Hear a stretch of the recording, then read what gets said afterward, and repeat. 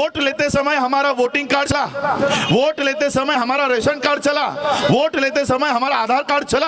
अब नागरिकता देने की बात आई तो वोटर कार्ड नहीं चलेगा, आधार कार्ड नहीं चलेगा, पासपोर्ट नहीं चलेगा। ये कह रहे हो अगर हमारा वोट लेते समय हमारे ये कार्ड चल रहे थे और आज अगर ये इनवैलिड हो रहा है तो सबसे पहले इस सरकार को इनवैलिड घोषित करना होगा। अगर हमारे वोट नहीं चल रहे तो उस वोट के ऊपर बनी हुई ये सरकार भी नहीं चलनी चाहिए। ये प्रधानमंत्री हमको कहता है कि किसको नागरिकता देंगे और किसको नहीं देंगे। अरे तू क्या हमको नागरिक बनाने का दर्जा देगा? तू अगर हमको नागरिक नहीं मानता तो हम भी तेरे को प्रधानमंत्री मानने को तैयार नहीं है।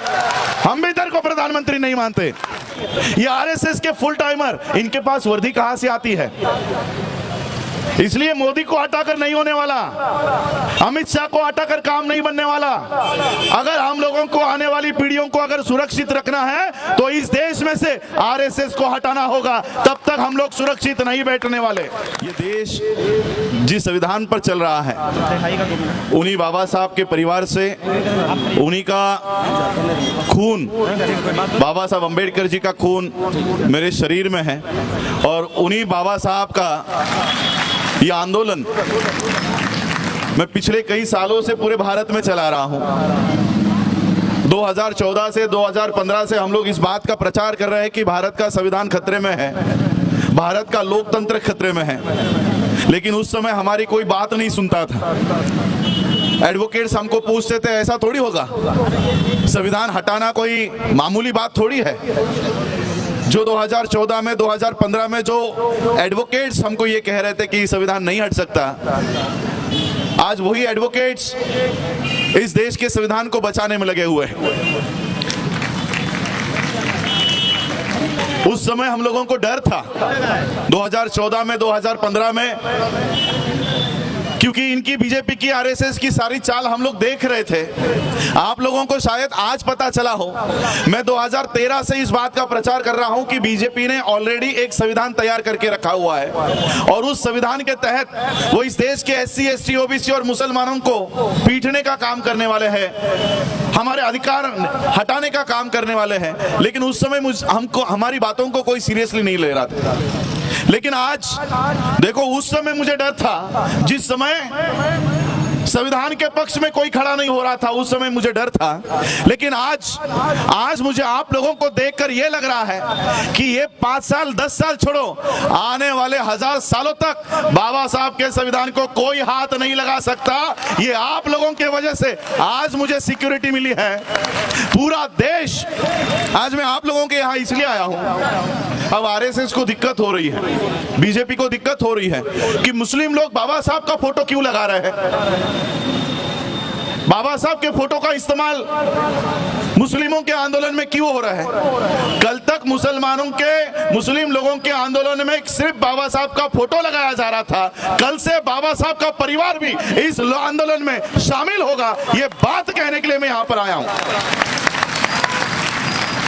और एक बात इस देश के नॉन मुस्लिम लोगों को पता होनी चाहिए, क्योंकि मुझे ये सारा मीडिया सुन रहा है, बहुजन मीडिया सुन रहा है। मैं उन लोगों को कहना चाहता हूं, यहां पर इस देश के बौद्धों के अधिकार के लिए, इस देश के क्रिश्चियनों के लिए, इस देश के जैनों के लिए, इस देश के सिखों के लिए, इस देश के दलितों के लिए, शेड्यूल कास्ट के लिए, ओबीसी के लिए, आदिवासी के लिए, ये मेरी मुस्लिम माता यहां पर दिन रात यहां पर बैठी है। ये खुद के बच्चों के लिए नहीं बैठी है।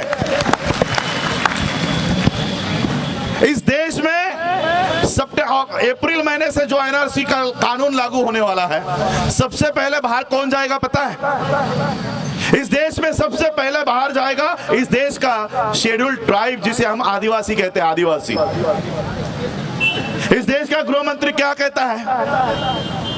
इस देश में एक रजिस्टर तैयार किया जाएगा और उस रजिस्टर में इस देश में जिसके पास 24 जनवरी 1971 के 24 मार्च 1971 के पहले के डॉक्यूमेंट जिसके पास होंगे, सिर्फ उसी को उस रजिस्टर में लिखा जाएगा और जिस व्यक्ति का रजिस्टर में नाम होगा सिर्फ उसी को सिटीजनशिप दी जाएगी। अब मुझे बताओ, इस देश का आदिवासी, जिसे इस देश का प्राइम मिनिस्टर कौन है, होम मिनिस्टर कौन है, अभी तक पता नहीं है, जंगलों में रहता है, पहाड़ों में रहता है, उसको 1971 का डॉक्यूमेंट्स उसके पास होगा? नहीं है। तो क्या ये सिर्फ मुसलमानों का सवाल है? ये जो कानून लागू हो रहा है, मैं आप लोगों को बताना चाहता हूं, पूरे मीडिया को बताना चाहता हूं, ये क्या है। 1925 में आरएसएस की स्थापना हुई। आरएसएस ने उस समय इस देश को हिंदू राष्ट्र बनाने का एक कसम, एक बीड़ा उठाया है, और 100 साल के पहले इस देश को कानूनी तौर पर हिंदू राष्ट्र घोषित किया जाएगा। और वो कैसे घोषित किया जाएगा? पाकिस्तान से, बांग्लादेश से, अफगानिस्तान से आए हुए जो लोग हैं, वो 31 दिसंबर 2014 के सारे लोगों को इस देश की नागरिकता दी जाएगी। 31 दिसंबर 2014 तक के सारे भारत के बाहर से आए हुए लोग इस देश में नागरिक बन जाएंगे। और इस देश के जो लोग हैं, जो SC, ST, OBC के लोग हैं, माइनॉरिटी के लोग हैं, अगर 1971 के पहले के डॉक्यूमेंट उनके पास नहीं है तो उनकी नागरिकता जाएगी। अब मुझे बताओ, पाकिस्तान से कोई मुस्लिम यहाँ आ रहा है क्या? क्या कोई सिख आया है? क्या कोई जैन आया है? क्या कोई बौद्ध आया है? कौन आ रहा है? हिंदू आ रहे हैं। आसाम का हमारे पास सारा ब्यौरा है। आसाम में 19 लाख लोगों को देश से निकाल दिया गया है, और उन 19 लाख लोगों में 15 लाख हिंदू है। तो इस देश में CAA एक्ट बनाया गया ताकि उन हिंदुओं को फिर से नागरिकता दी जाए, और इस देश में से बाकी के लोग जो है उनकी नागरिकता हटा दी जाए। इस देश में बाहर से आए हुए लोगों को देश में नागरिकता दी जाएगी। अब आप मुझे बताओ, जो व्यक्ति आपको नागरिकता दे रहा है, जो पार्टी आपको नागरिकता दे रही है, आप हमेशा के लिए उसके वोटर बनोगे कि नहीं?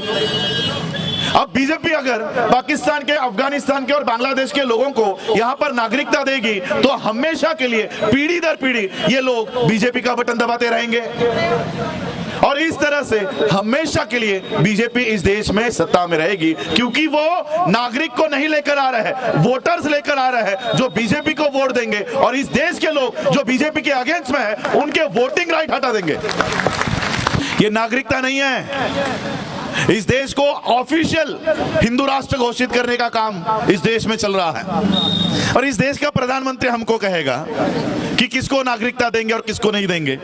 वोट लेते समय हमारा वोटिंग कार्ड चला, वोट लेते समय हमारा रेशन कार्ड चला, वोट लेते समय हमारा आधार कार्ड चला।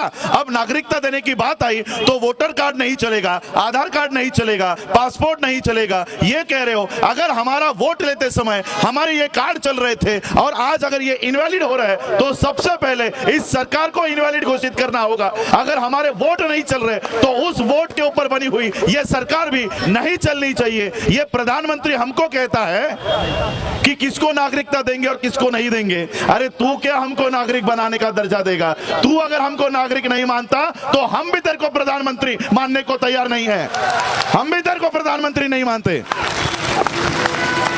ये लोग हमको बताएंगे कि इस देश में कौन रहेगा और कौन नहीं रहेगा। इस देश की आजादी के लिए, इस देश के स्वतंत्रता के लिए हमारे पूर्वजों ने अपना खून बहाया है। आरएसएस के लोगों ने एक नाखून तक कटाया नहीं होगा। वो लोग हमको कहेंगे कि इस देश में किसको रखेंगे? ये तुम्हारे बाप का देश है।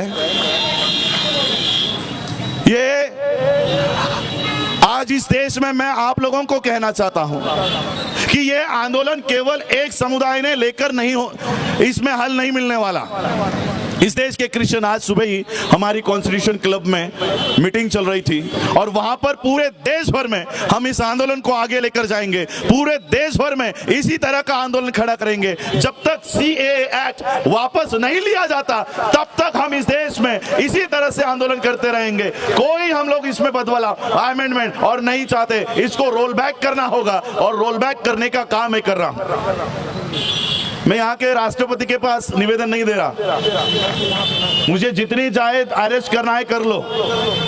यहाँ के होम मिनिस्टर को, यहाँ के प्राइम मिनिस्टर को हम लोग कोई निवेदन नहीं दे रहे। बाबा साहब अंबेडकर जी ने जाते जाते हम लोगों को ऐसी ताकत देकर गए हैं कि इस देश का बुद्धिस्ट, इस देश का मुस्लिम, इस देश का सिख, इस देश का जैन, ये सारे लोग माइनॉरिटी कमीशन के अंडर आते हैं। और इस देश के माइनॉरिटी को बचाने के लिए पूरे वर्ल्ड में एक बहुत बड़ा प्लेटफॉर्म है। हम वहां पर जाकर निवेदन दे रहे हैं और पूरे वर्ल्ड में इस आंदोलन को वहां पर लेकर जाने का काम कर रहे हैं। मैं खुद 1 अक्टूबर 2019 को वॉशिंगटन DC में जाकर United state commission for international religious religious freedom के सामने यूएस कमीशन को मैंने 1.5 घंटे तक मेरी मीटिंग चली है और वहां पर निवेदन दिया है कि किस तरह से इस देश को एक हिंदू राष्ट्र बनाने का काम चल रहा है, हमारे हक और अधिकार किस तरह से छीनने का काम इस देश में चल रहा है, ये सारा वहां पर बताया है। और अभी पिछले 2 हफ्ते पहले मुझे न्यूज आई है कि यूएससीआईआरएफ ने इस देश के प्राइम मिनिस्टर और इस देश के होम मिनिस्टर